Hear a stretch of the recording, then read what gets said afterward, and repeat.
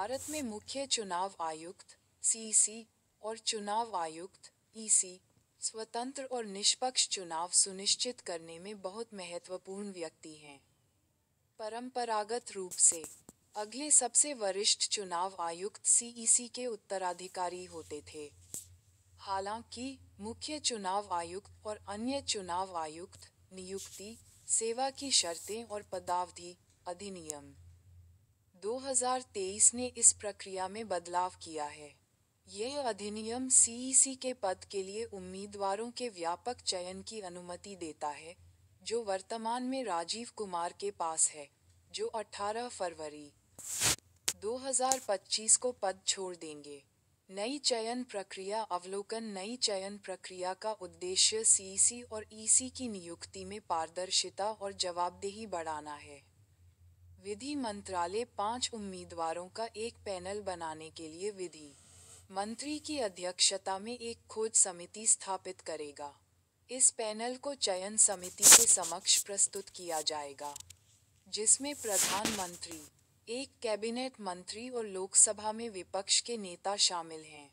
खोज समिति की भूमिका खोज समिति सीईसी और ईसी पदों के लिए उम्मीदवारों का एक पैनल तैयार करने के लिए जिम्मेदार है। अधिनियम की धारा 6 के अनुसार, समिति में भारत सरकार के कानून मंत्री और सचिव स्तर के 2 अन्य सदस्य शामिल होंगे। इस प्रणाली का उद्देश्य अधिक विविधतापूर्ण और प्रतिनिधि चयन प्रक्रिया सुनिश्चित करना है। बाहरी उम्मीदवारों को शामिल करना नए अधिनियम का एक पहलू चुनाव आयुक्तों के मौजूदा पूल के बाहर के उम्मीदवारों पर विचार करने का प्रावधान है, जबकि ज्ञानेश कुमार सीईसी की भूमिका के लिए संभावित उम्मीदवार बने हुए हैं। अधिनियम चुनाव आयोग के बाहर से योग्य व्यक्तियों की नियुक्ति की संभावना खोलता है। इस बदलाव ने चुनाव आयोग की विश्वसनीयता और स्वतंत्रता के निहितार्थों के बारे में चर्चाओं को जन्म दिया है।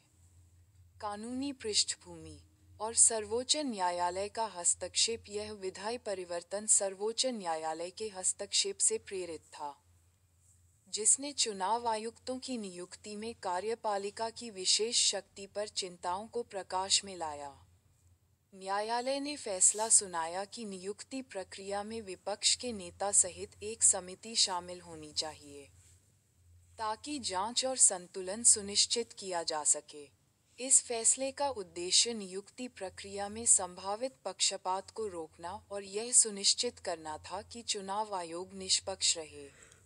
नए कानून के निहितार्थ पूर्व मुख्य चुनाव आयुक्त ओपी रावत ने नए कानून के कारण आयोग की विश्वसनीयता के संभावित क्षरण के बारे में चिंता व्यक्त की।